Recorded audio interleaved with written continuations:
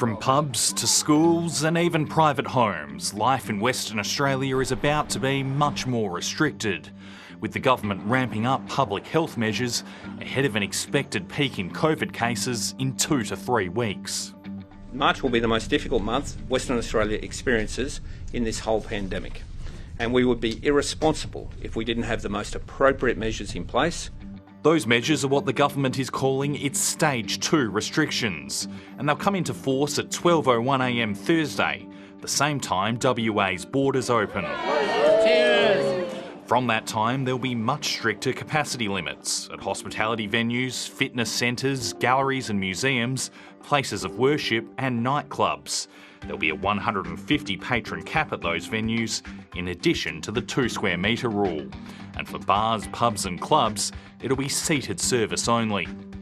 For forward-facing seated entertainment venues like cinemas and stadia, it'll be a 50% capacity limit. Off the left!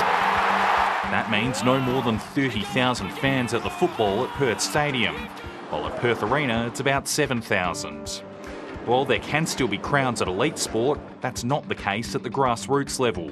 There's no spectators allowed for community sport except for parents and guardians.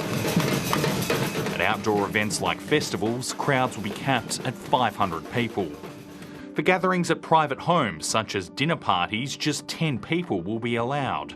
But outdoors, you can gather with up to 50 people, as long as that's in a public space. The rules are a bit more relaxed for weddings and funerals. They can have up to 150 people. Perhaps most controversially, young school children will need to wear masks. The existing classroom mandate will be expanded to include students from years 3 to 6. There'll also be strict visitor rules at hospitals, with only spouses, parents or carers and birth partners allowed, although there will be some exceptions on compassionate grounds. And just 2 visitors per day can visit an aged or disability care resident. The new rules are set to be in place throughout March, but they could be extended beyond that, depending on how WA's COVID situation is looking.